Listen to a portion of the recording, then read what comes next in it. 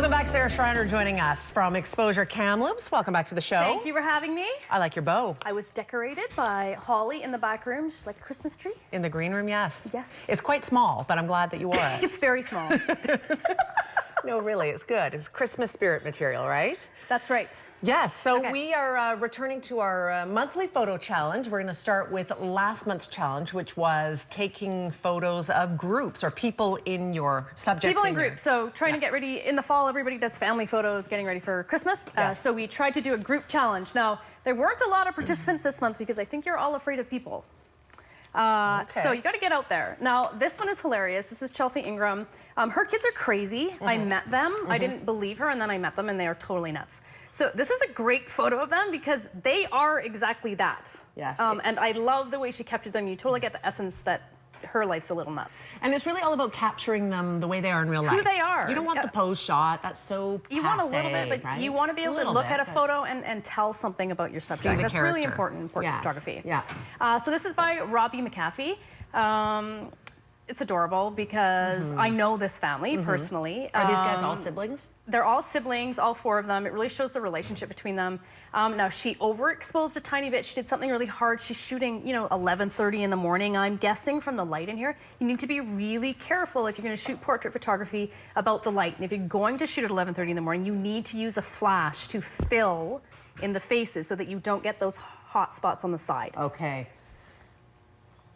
This one was by Justin Moore. It's really sweet. These are his younger siblings. Justin really wanted to participate, but he doesn't live in Kamloops, and his siblings were visiting, so we quickly snapped the shot.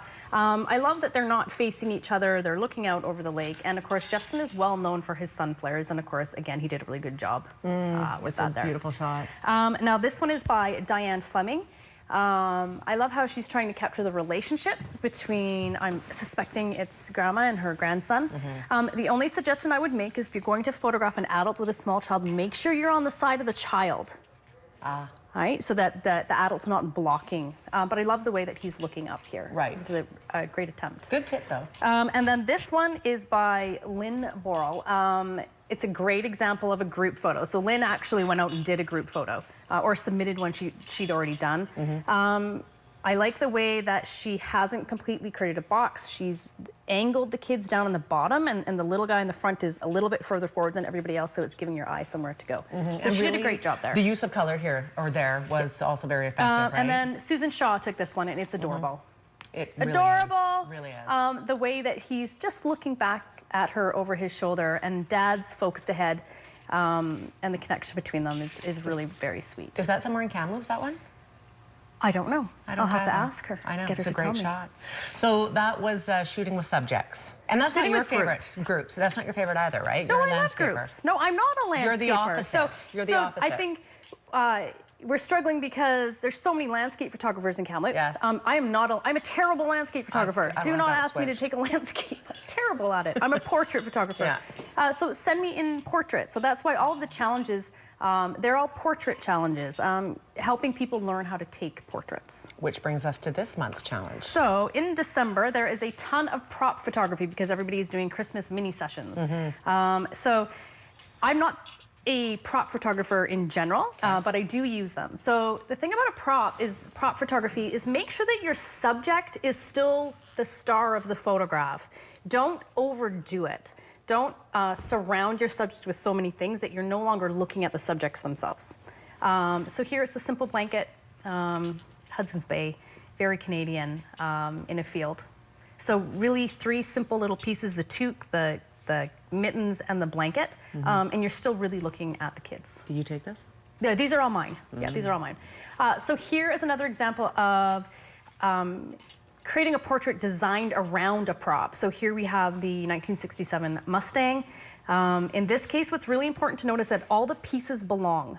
There is one that doesn't belong, and I'll see if you can figure it out. But all of the pieces belong. So the crush bottle is from the same year. The clothing I spent months shopping for the clothing. The camera, all of the pieces have to fit together.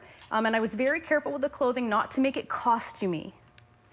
So that it would look authentic and real. Can you figure out what's wrong? I don't know, the plate isn't a collector? It's the license plate, and I had the plate. Yeah. I had the plate in my garage the whole time. No way. I went to all the effort to get it and then I forgot to put it on.